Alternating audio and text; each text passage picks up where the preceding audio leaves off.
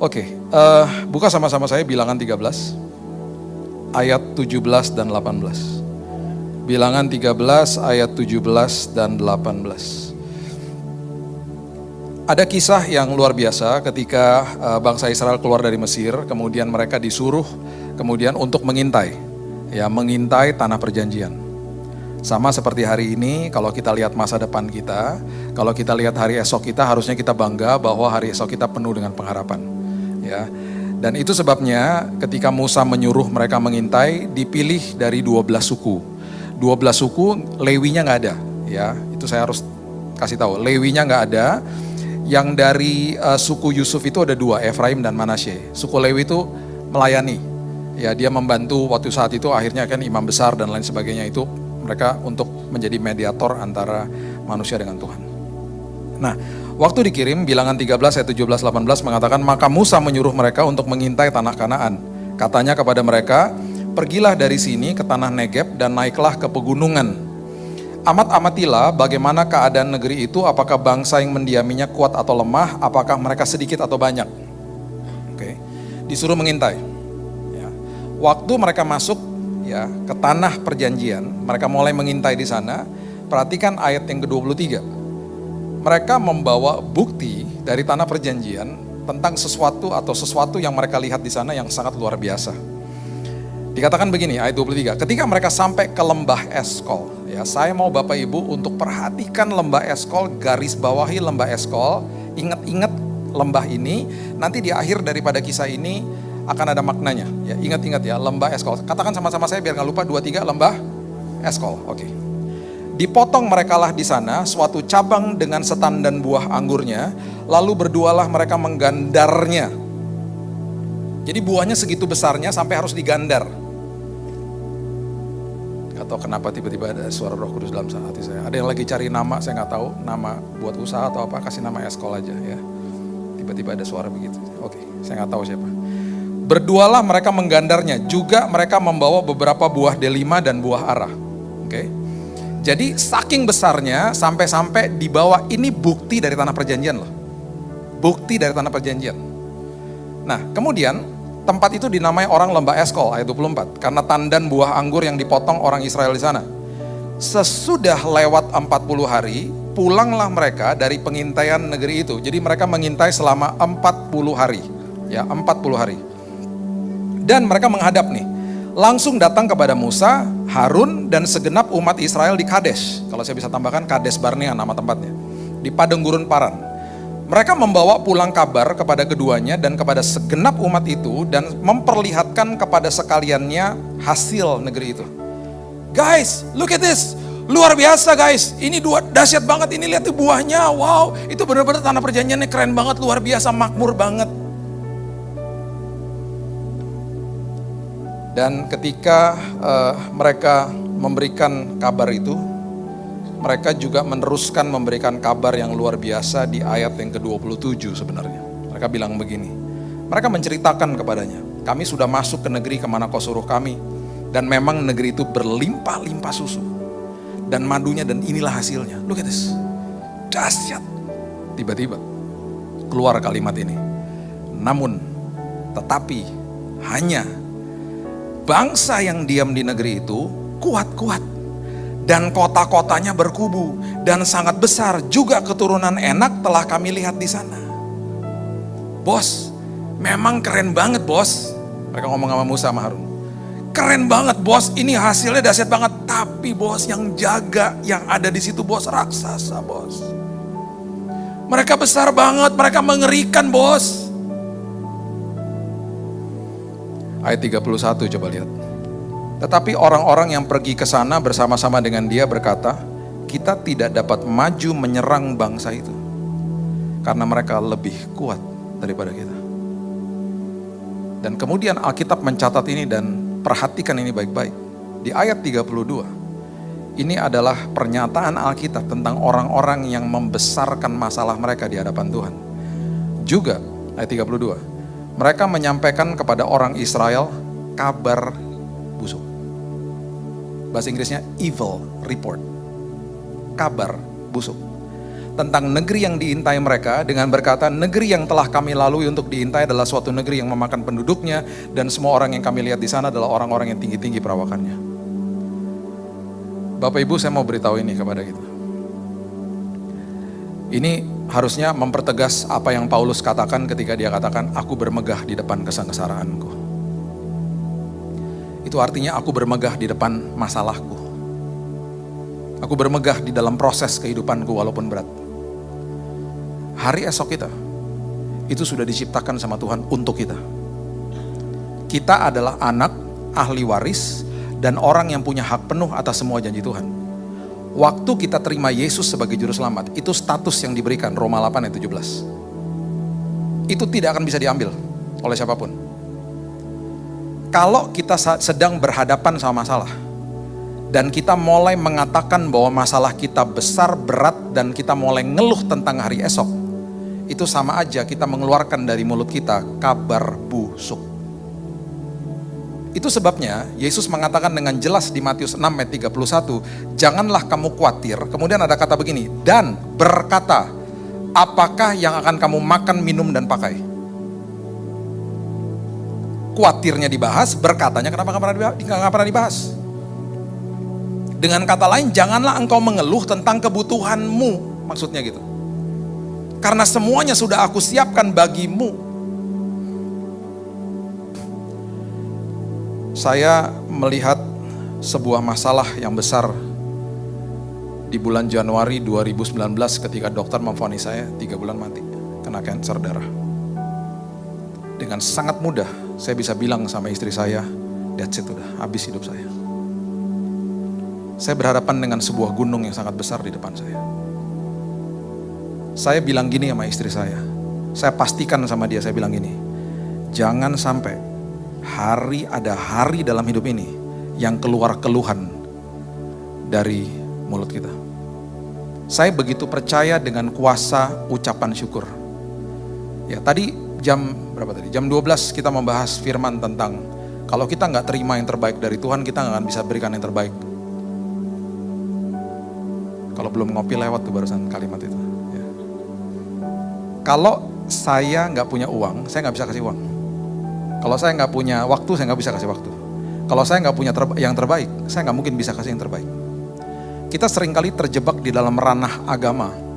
Dan di dalam agama kita selalu diharuskan untuk memberikan yang terbaik kepada Tuhan. Salah? Enggak salah. Sama sekali nggak salah. Tapi karena terjebak di dalam ranah agama, termasuk agama Kristen, agama semua diciptakan manusia untuk datang dengan upaya manusia kepada Tuhan. Perhatikan ini baik-baik. Yesus nggak pernah bawa agama, dia bawa dirinya kepada kita. Kebalik semua kalau sama dia. Ya, mungkin ada videonya nanti bisa ditonton yang jam 12. Dahsyatnya luar biasa dia. Kalau kita nggak ngerti isi hatinya dia, kita menjadi orang Kristen yang akhirnya tidak pernah mengaktifkan iman kita. Karena nggak pernah terima yang terbaik dari Tuhan. Nggak ngerti siapa saya. Saya cuma ngerti bahwa saya dikasih tahu si Pak, saya ini anak, ahli waris sama orang yang punya hak penuh atas semua janji Tuhan. Tapi nggak ngerti isi hati Tuhan. Itu sebabnya banyak orang akhirnya mengkultuskan hamba Tuhan. Padahal hamba Tuhan bukan mediator. Mediatornya Yesus. Saya hanya penyampai kabar keselamatan. Jangan dikultuskan sayanya. Jangan dikultuskan juga tata ibadah. Tata ibadah semua gereja beda-beda. Hormat, ini sikap ya, sikap yang harus kita lakukan. Hormati agama Kristen.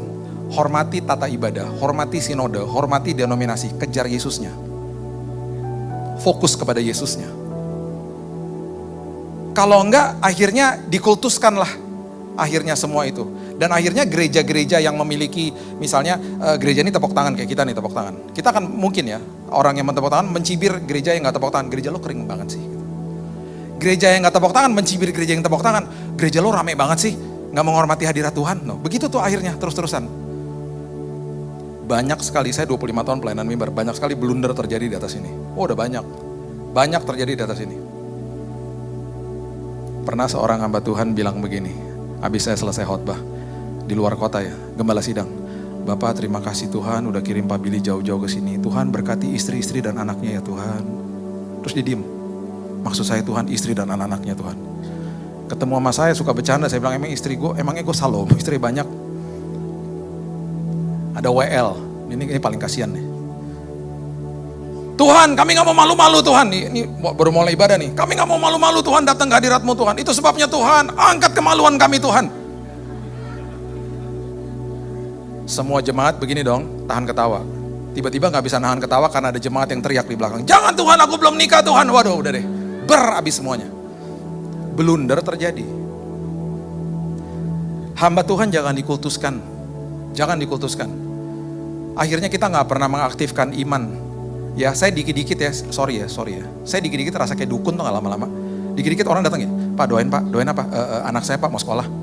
Oke, kenapa nggak doa sendiri aja?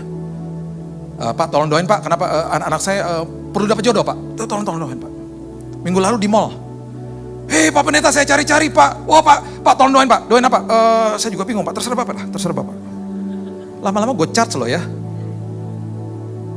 Saling mendoakan itu harus. Saling menguatkan dalam doa harus. Tapi aktifkan imannya juga dong. Itu sama aja kalau adik saya datang ke saya ngomong gini, Bill, bilangin dong sama papa mama gue pengen banget makan roti buat besok, tolong beliin dong. Lu kenapa gak ngomong aja sama mereka? Enggak akan, lu kan lebih dekat. Kita nih ya, kakak beradik di dalam keluarga besar Allah loh. Bapaknya satu. Aktifkan iman kita, jangan ngedompleng iman orang. Datang kepada dia, karena kuasa yang ada di dalam saya dengan di dalam Bapak Ibu sama aja. Kuasa kebangkitannya sama aja. Akhirnya hal-hal seperti begini ya, akhirnya ketika kita menerima hal-hal yang gak enak di depan kita, akhirnya keluar dari mulut kabar busuk. Saya mengamenkan yang Paulus katakan tadi, yang saya katakan berkali-kali. Aku bermegah di depan kesengsaraan atau masalah hidupku. Adik saya Jesse waktu masih SD, ya, saya sama dia SD kita udah gak ada, udah tutup. Kalau pernah dengar namanya YMCA, nah itu dulu ada YMCA di Jalan Mendut di Menteng. Kita sekolah di situ. Saya udah lulus, saya SMP. Saya masuk di SMP K3 Penabur Jalan Diponegoro. Rumah kita dulu, kalau Bapak Ibu lewat di Jalan Pegangsaan, sebelahnya Metropol ada gedung Isalmasi, nah itu rumah kita dulu di situ. Nah, jadi saya besar di situ. By the way itu mama saya ada di situ. Mama saya udah 80 tahun. Ya, masih aktif, jalannya masih kenceng. Ya, luar biasa. Jadi satu hari saya udah di SMP, adik saya masih di SD kan. Pulang ke rumah, nangis. Kenapa lo? Dibully sama temennya. Temen yang ngebully dia, kakak kelasnya dia, saya kenal lah. Alumni situ kok. Saya kenal semua lah mereka di situ. Terus saya bilang apa sama dia? Besok gue ke sekolah. Belagu banget ya. Lulus alumni SD belagu banget. Besok saya datang, saya ajak teman saya malah. Adik gue digangguin, ikut. Oke. Waktu saya sampai ke sekolah, dia tuh nggak kayak sekarang kan tinggi besar kan, dulu bulat dulu dia, bulat lucu gitu. Terus dia duduk di sekolah kayak orang ketakutan. Waktu saya datang, waktu dia lihat saya datang, dia begini dong langsung.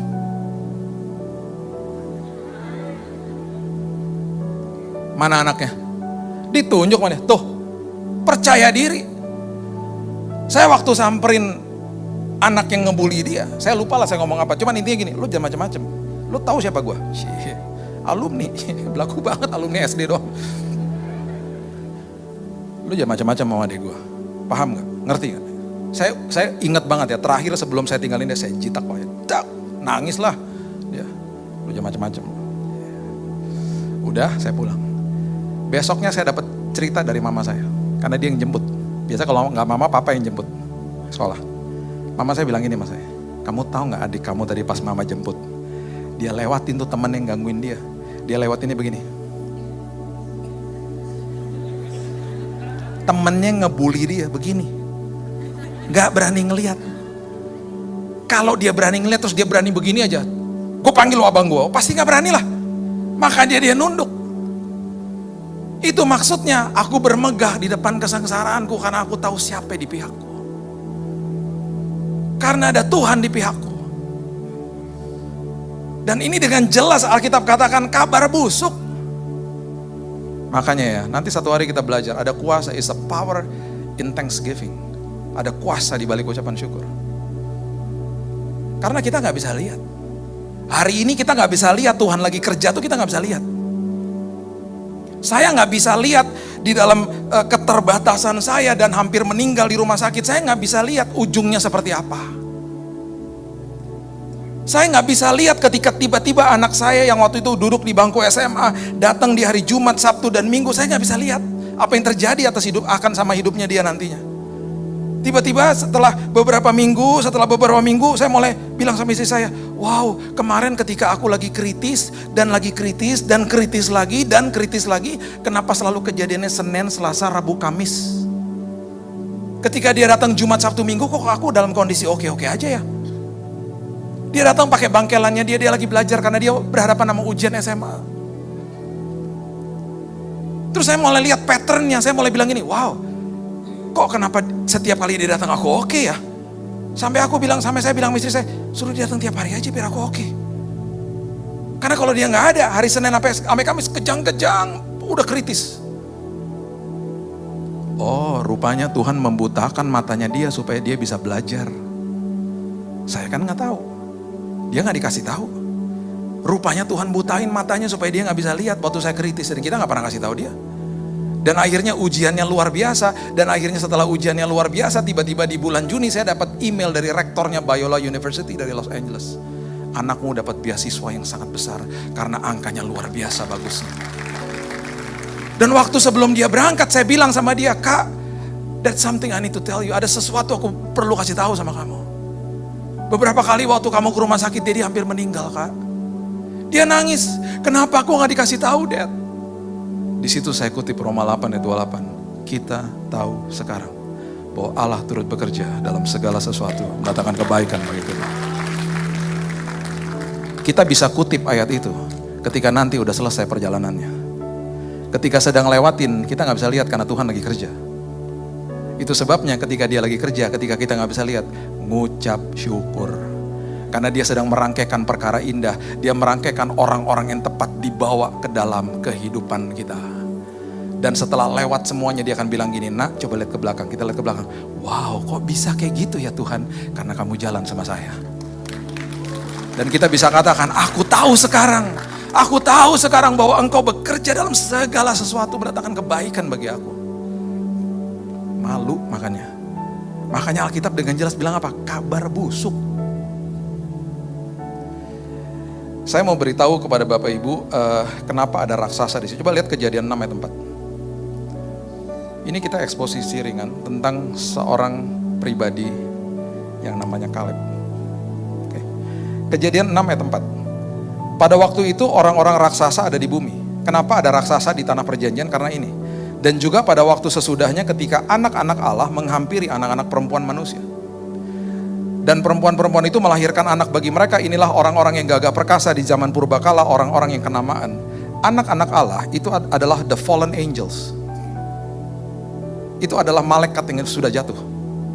Malaikat itu mengawini perempuan-perempuan di dalam dunia. Lahirlah akhirnya keturunan yang defect, raksasa. Bahkan sejarah mencatat ada beberapa matanya cuma satu, Cyclops. Dari sini lahirlah keturunan yang mendiami tanah perjanjian, dan keterusannya adalah Goliat. Ini asalnya dari sini, biar Bapak Ibu mengerti kenapa ada mereka di saat itu. Ya. Oke, coba lihat Bilangan 13 ayat 33. Ini perspektifnya 10 pengintai dari 12. Ketika balik, mereka mengatakan ini tentang diri mereka. Ya. Pertama mereka gak percaya, mereka bawa kabar busuk, ini yang mereka katakan. Bilangan 13 ayat 33. Juga kami lihat di sana orang-orang raksasa, orang enak yang berasal dari orang-orang raksasa. Dan kami lihat diri kami seperti belalang. Dan demikian juga mereka terhadap kami. Mereka menilai diri mereka seperti belalang. Gambar diri mereka didistorsi sama iblis. Dirusak sama iblis. Itu sebabnya sampai hari ini dia akan menyerang pikiran kita, dia akan serang karakter kita, dia akan kasih tahu sama kita bahwa kamu gagal, kamu gak bisa, kamu gak layak di hadapan Tuhan. Kabar baik bagi kita semuanya. Nah, kita perlu paham ini, hari ini kita hidup taat karena kita sudah dilayakkan sama Tuhan, bukan untuk dilayakkan. Karena dia sudah katakan selesai di kayu salib. Jangan mau dibohongin sama iblis. Kalau kita jatuh dalam dosa, itu bukan berarti kita hidup dalam dosa. Dan udah pasti kita jatuh dalam dosa. Orang Kristen pasti jatuh dalam dosa, sengaja atau tidak sengaja. Ketika kita jatuh dalam dosa, Roh Kudus akan datang, Roh Kudus akan menginsafkan kita. Yang difokuskan sama dia adalah perbuatannya. Nak, jangan lakukan itu lagi ya nak. Dia akan gandeng kita, dia gak pernah berseberangan sama kita, dia akan rangkul kita, dia kembalikan kita ke jalan yang benar. Di saat itu iblis akan serang karakter kita. Pecundang kamu, orang bodoh kamu, gak layak kamu, kita dituduh seperti itu. Dan keesokan harinya, kalau masih ada suara-suara yang mengingatkan tentang dosa itu, bulan depan, tahun depan, itu bukan suara Tuhan, itu suara iblis. Karena Tuhan gak inget-ingetin dosa kita. Jadi harus paham, harus isi dengan kebenaran supaya kita ngerti suara apa yang di dalam sini. Karena pribadi yang paling sulit dikalahkan adalah diri kita sendiri. Kalau kita ngertinya salah, kita percaya sama kebohongan dia, kita akan lihat diri kita, saya kayak belalang. Itu perspektifnya mereka toh.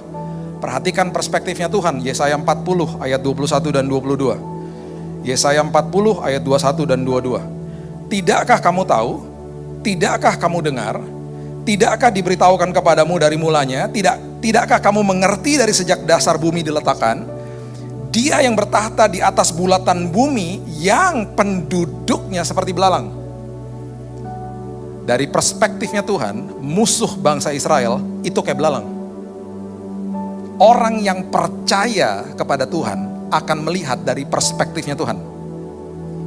Orang yang percaya kepada Tuhan, orang yang menaruh harapannya sama Tuhan akan melihat dari kacamata atau perspektifnya Tuhan. Anak saya Raina sekarang 23 tahun, waktu dia masih kecil saya suka ajak dia dating time berduaan sama saya, pendeknya masih segini. Dan saya gak pernah lupa setiap kali kami terjebak di dalam lift yang penuh dengan orang, dia akan tarik-tarik celana saya.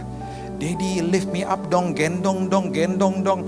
Padahal kita terjebak di dalam lift di paling belakang dan cara ngegendongnya gimana kan penuh orang gitu. Jadi saya selalu bilang gini, tunggu ya nak, tunggu bentar ya nak, tunggu ya. Sampai satu hari saya gak pernah lupa di Mall Kelapa Gading. Tahun 2005 kalau gak salah. Tiba-tiba waktu dia tarik celana saya baru mikir, iya ya. Di bawah situ, di paling belakang, di lift, pendeknya segitu, pemandangan itu betul-betul gak nyaman loh. Yang udah mulai ketawa, udah dapat pewahyuan. Yang belum ngerti tanya, maksudnya apa ya? Kalau ada kejadian yang tidak diinginkan, anak saya kena duluan. Yang udah mulai ketawa, udah mulai ngerti. Yang belum ngerti juga tanya sama teman sebelahnya. Kalau masih belum paham juga, kan sekarang lift udah boleh rame tuh. Nanti kalau naik lift, berdiri paling belakang terus begini. Baru nyadar, oh ini maksudnya. Di saat itu, ketika saya sadar itu betul-betul gak nyaman, saya minta maaf sama mas di depan saya. Permisi ya mas, saya gendong dia. Dan saya gak pernah lupa waktu saya gendong dia, mukanya begini. Lega. Waktu mukanya lega, liftnya masih rame gak? Masih rame. Kenapa mukanya lega? Karena pandangannya setinggi pandangan saya. Kalau lagi lewatin masalah, bilang Tuhan gendong aku Tuhan. Gendong aku Tuhan. Supaya aku lihat dari perspektifmu ya Tuhan. Tiba-tiba ada sukacita, tiba-tiba ada damai sejahtera. Masalahnya masih ada. Tambah berat kadang-kadang. Tapi setelah kita digendong, tiba-tiba ada rasa yang berbeda dari hidup ini. Akhirnya orang ngalamin Tuhan. Orang akhirnya ikut Tuhan gak pakai formula. Banyak orang datang kepada saya bilang begini, Bill, gimana ya Bill? Gue udah doa nih sekian lama, gue udah puasa sekian hari, kok Tuhan gak jawab-jawab? Ikut Tuhan pakai formula. Beda sama teman saya yang lagi sakit kanker bilang begini, Bill, Tuhan baik banget Bill, Tuhan luar biasa, badannya udah habis. Selagi ada hari esok Bill, gue percaya Bill bahwa Tuhan sudah menyembuhkan gue, ada harapan Bill. Gue nikmati hadirat Tuhan tiap hari Bill, ngomong gitu. Stadium 4 kanker. Bill, gue percaya gue berdoa dari posisi yang udah menang. Gue percaya kesembuhan sudah diberikan. Gue percaya dan gue nyatakan tiap hari Bill. Ngalamin Tuhan. 2 bulan lalu saya ke apartemennya dia. Udah sembuh total. Sembuh total. Terima kebaikan Tuhan. Yang satu pakai formula, yang satunya hubungan intim sama Tuhan. Coba sekarang lihat Bilangan pasal yang ke-14 ayat yang ke-9. Dari 12 pengintai, yang 10 bawa kabar busuk, yang 10 bilang saya kayak belalang, yang 2 balik bilang begini, betul mereka besar, tapi Tuhan saya lebih besar. Yang balik 2 itu namanya Yosua dan Kaleb. Itu sebabnya sampai hari ini kita nggak pernah memberikan nama anak-anak kita seperti Safat, Yigal, Palti, Nafbi, nggak pernah. Itu nama-nama yang ada di bilangan 13 padahal. Dan itu adalah nama-nama 10 pengintai yang akhirnya mati kena tulah. Mereka bukan pahlawan iman. Kita masih memberikan keturunan kita nama apa? Yosua dan Kaleb. Karena mereka pahlawan iman.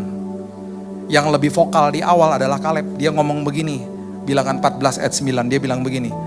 Janganlah memberontak kepada Tuhan. Ya, mungkin dia berteriak di depan bangsa Israel. Dan janganlah takut kepada bangsa negeri itu. Terus dia bilang begini, ini dahsyatnya luar biasa. Sebab mereka akan kita telan habis. Wow. Berarti dia lihat musuh yang raksasa itu kayak belalang. Kalau kita baca kitab Imamat, belalang itu salah satu insek yang jadi makanan mereka. Dia lihat pakai perspektifnya Tuhan. Dia bilang musuhnya justru kayak belalang. Enak aja lo. Lu jangan ngomong gitu. Masa lu bilang diri lu kayak belalang? Udah gitu yang paling buruk adalah ketika tadi kita baca, mereka bilang bahwa ketika musuhnya lihat kita, pasti mereka juga akan bilang kita kayak belalang. Padahal mereka gak ketemu sama musuhnya. Berasumsi, mereka betul-betul terdistorsi gambar dirinya.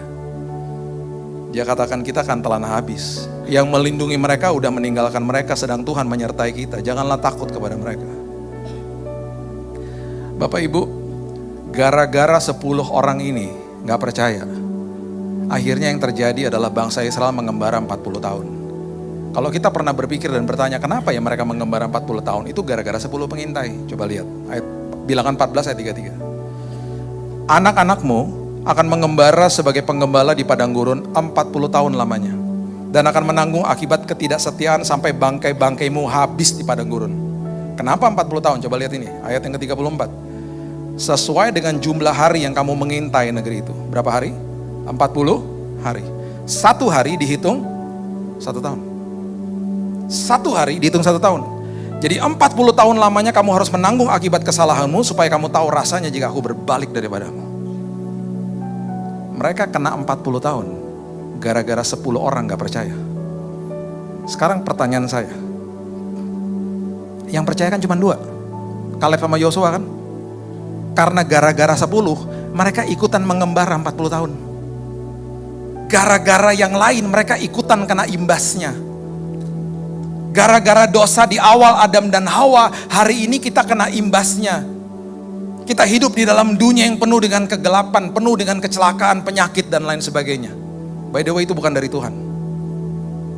Mereka juga kena imbasnya, mereka mengembara akhirnya 40 tahun. Ya, itu yang terjadi.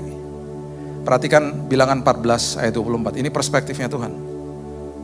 Setelah ini saya akan tutup dengan Yosua 14. Bilangan 14 ayat 24. Firman Tuhan katakan begini. Perhatikan kalimat ini. Tetapi hambaku Kaleb, karena apa? Lain jiwa. Bukan kelainan jiwa ya. Lain jiwa. Kenapa dia lain jiwa? Lain jiwa bahasa Inggrisnya adalah different spirit. Lain jiwa yang ada padanya, dan ia mengikut aku dengan sepenuhnya. Dia ini lain jiwa karena dia ikut aku dengan sepenuhnya. Dan akan kubawa masuk ke negeri yang telah dimasukinya itu, dan keturunannya akan memilikinya. Orang yang percaya sama Tuhan, Tuhan bilang orang itu lain jiwa. Orang yang gak percaya sama Tuhan, orang itu kelainan jiwa. Dan akhirnya di Yosua 14, saya terkesima lihat ayat ini. Dan saya merinding pas lihat hasil akhirnya. Itu sebabnya saya bawakan ini, saya mau kita sama-sama merinding ya. Yosua 14 ayat 7. Ini adalah ketika mereka udah masuk tanah perjanjian. Ketika mereka masuk tanah perjanjian, Yosua dan Kaleb, keturunannya yang dari generasinya mereka boleh ikut. Berarti masih muda-muda. Generasi yang selevel sama mereka gak boleh masuk. Termasuk 10 pengintai udah mati. Keturunannya sebelum masuk harus disunat di tanah Gilgal, supaya celah Mesir dihilangkan dari mereka. Oke, celah Mesirnya dihilangkan dari mereka. Jadi mereka boleh masuk. Nah, waktu mereka masuk, 12 suku ini diundi supaya dapat tanah. Ya kamu di sini ya, suku Ruben di sini ya kamu ya, suku ini di sini ya. Kaleb berasal dari suku Yehuda. Akhirnya keturunannya ada Yesus. Kaleb diundi, dapat undian, dikasih tanah Hebron. Nah ini dia nih. Tanah Hebron itu adalah tanah yang mendiami tanah Hebron adalah biangnya raksasa. Ntar saya kasih ayatnya. Jadi tanah perjanjian raksasa toh. Di tanah Hebron ini raksasa yang paling besar di tanah Hebron. Dan tanah itu dikasih buat Kaleb. Dan mereka masih ada. Waktu dikasih itu mereka masih ada di situ. Raksasanya itu masih ada. Harus ditempur dulu, harus dihajar dulu untuk ditumpaskan dari situ. Nah, setelah dapat undian, Kaleb ngobrol sama teman baiknya Yosua. Jadi Yosua 14 ayat 7 ini adalah kisah di mana dia lagi ngobrol sama temannya, sama si Yosua. Dia ngomong gini. Yosua 14 ayat 7. Aku berumur 40 tahun, bro. Dia ngomong gitu. Ketika aku disuruh Musa, hamba Tuhan itu dari Kades Barnea untuk mengintai negeri ini, dan aku pulang membawa kabar kepadanya sejujur-jujurnya. Dia lagi ngobrol sama Yosua. Bro, lu inget gak waktu kita lagi ngintai sama teman-teman kita yang 10 itu kejadian waktu gue umurnya 40 tahun bro. Dia ngomong gitu. Oke. Terus kemudian dia sambung lagi. Dia kasih tahu begini. Jadi sekarang ayat 10. Jadi sekarang sesungguhnya Tuhan telah memelihara hidupku. Dia bilang gitu. Tuhan telah memelihara hidupku. Seperti yang dijanjikannya, kini sudah 45 tahun lamanya. Sejak kita mengintai. Jadi ini waktu dia ngobrol, dia sudah lewat 45 tahun. Sejak diucapkan Tuhan firman itu kepada Musa, dan selama itu orang Israel mengembara di padang gurun, ditekankan sama dia. Mereka mengembara, aku ikutan mengembara. Jadi sekarang aku telah berumur 85 tahun hari ini. Oke, perhatikan ini baik-baik. Tangkap ini baik-baik. Kaleb lagi ngomong sama Yosua, dia bilang kejadian waktu kita lagi mengintai itu 45 years ago, 45 tahun yang lalu bro. Lu inget gak? Iya. Gue sekarang nih 85 tahun. Dia bilang gitu. Terus ayat 11 dia bilang begini. Pada waktu ini aku masih sama kuat seperti pada waktu aku disuruh Musa. Seperti kekuatanku pada waktu itu, demikianlah kekuatanku sekarang untuk berperang dan untuk keluar masuk. Jadi ada kemungkinan besar Yosua bilang begini sama Kaleb. Leb, lu dapat undian nih, tanah Hebron. Masalahnya Leb, itu tanah itu raksasa yang paling gede ada di situ. Udahlah, biarin generasi yang berikutnya aja yang nyerang. Udah pasti menang lah, Tuhan udah kasih tanah ini buat kita. Udah lu jangan capek-capek lah, udah tua lu. Tahu gak dia bilang apa? Bro, kekuatan gue sekarang umur 85 itu sama seperti kekuatan gue waktu gue umur 40 tahun. Berarti ketika bangsa Israel mengembara 40 tahun dan kita berdua kena imbasnya, gue tetap awet muda bro. Hidupku gak menua, hidupku tetap segar di hadapan Tuhan. Walaupun ada hukuman bagi mereka, aku gak kena hukumannya. Tubuhku sehat, jiwaku sehat, rohku sehat dan kuat untuk terus melayani Tuhan. Orang yang percaya kepada Tuhan, janji Tuhan, tubuh, jiwa dan roh diberikan kesehatan sama Tuhan. Bro, gue tetap kuat bro. Sampai dia bilang gini, gue mau ikut perang bro. Enak aja lo, gue masih kuat, gue mau ikutan perang. Terus tau gak dia bilang apa? Di ayat yang ke-12, bagian pertamanya dia bilang begini. Oleh sebab itu, berikanlah kepadaku pegunungan. Bahasa Inggrisnya, give me the mountain of Hebron. Hebron itu tanah yang luar biasa. Itu tanah yang ada pegunungannya.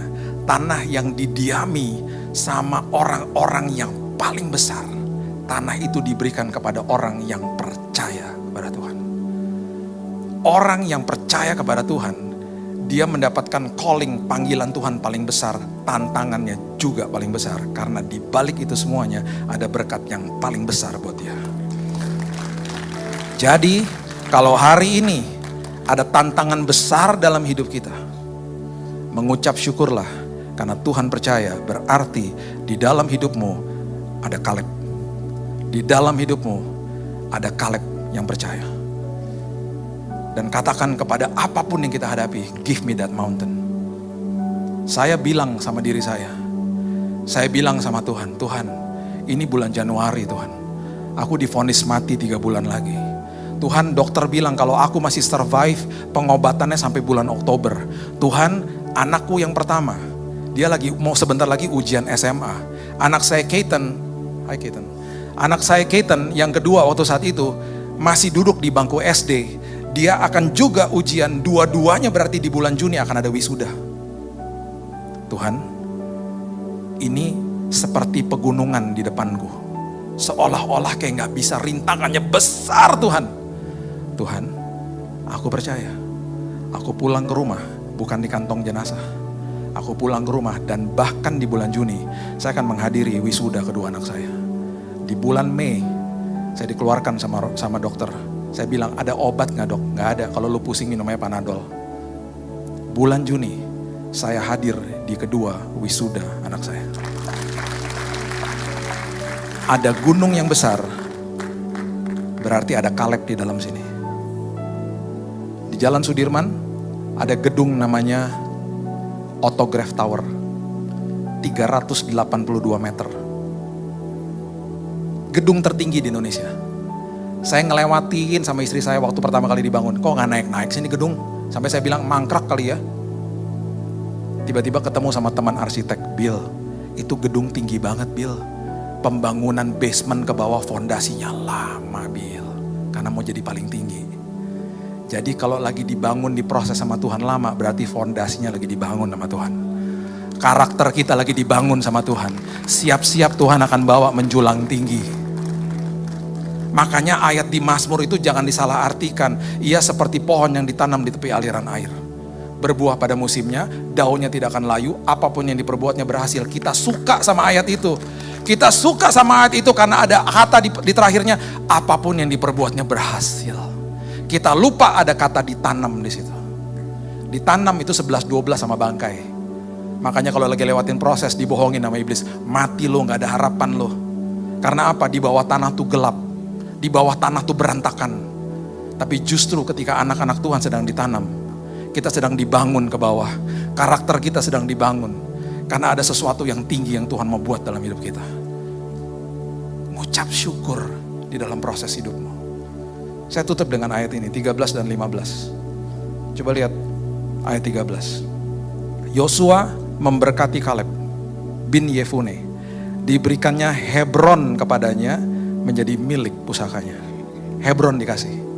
Perhatikan ayat 15. Nama Hebron dahulu ialah Kiryat Arba. Arba ialah orang yang paling besar dari antara orang enak. The biggest giants itu ada di situ. Dan akhirnya dikatakan setelah akhirnya berhasil menaklukkan, amanlah negeri itu berhenti berperang. Sebagai penutup saya mau berikan ini kepada Bapak Ibu.